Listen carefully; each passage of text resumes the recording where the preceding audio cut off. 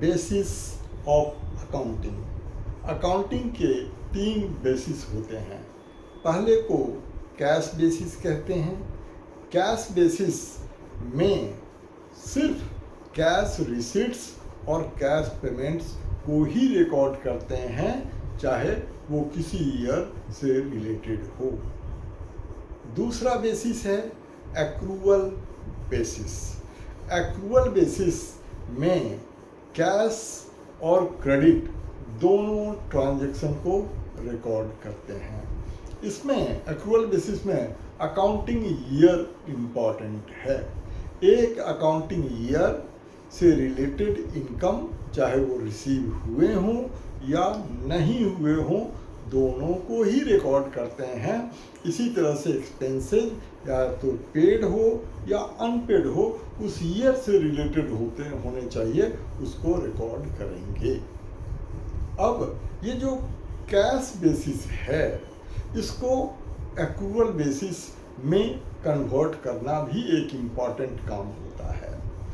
Cash basis को accrual basis में convert करने के लिए 2 एडजस्टमेंट करने पड़ते हैं, एक आउटस्टैंडिंग का और दूसरा एडवांस का। तो कैश बेसिस से जो भी रिसीव हुआ है ड्यूरिंग द ईयर में, उसे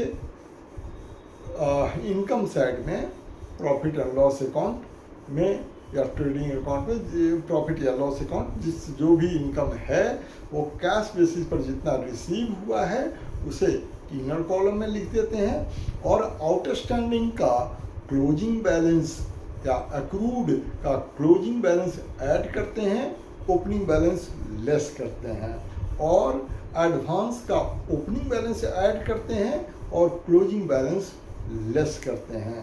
तो जो इनकम होता है वो एक्रूअल कैश बेसिस से एक्रूअल बेसिस में कन्वर्ट हो जाता है। इसी तरह से एक्सपेंसेस कैश बेसिस से जितना पेड है उसे ट्रेडिंग या प्रॉफिट एंड लॉस अकाउंट के डेबिट साइड में लिख देते हैं, और उस एक्सपेंस का आउटस्टैंडिंग का क्लोजिंग बैलेंस ऐड कर देते हैं, ओपनिंग बैलेंस लेस कर देते हैं, और एडवांस या प्रीपेड का ओपनिंग बैलेंस ऐड कर देते हैं और क्लोजिंग बैलेंस लेस कर देते हैं। फिर वो एक्सपेंस कैश बेसिस से एक्रूअल बेसिस में कन्वर्ट हो जाता है, और ये इनकम का अक्रूड और ये इनकम का एक्रूड और एक्सपेंस का प्रीपेड एसेट होता है। अकॉर्डिंगली उनको बैलेंस शीट के एसेट साइड में दिखाते हैं, और इनकम का एडवांस और एक्सपेंस का आउटस्टैंडिंग लायबिलिटी होते हैं, उनको बैलेंस शीट के लायबिलिटी साइड में दिखाते हैं। जो तीसरा बेसिस ऑफ अकाउंटिंग होता है उसे हाइब्रिड बेसिस या मिक्स्ड बेसिस कहते हैं। इसमें रिसीट्स को कैश बेसिस पर रिकॉर्ड करते हैं और पेमेंट्स को एक्रूअल बेसिस पर रिकॉर्ड करते हैं।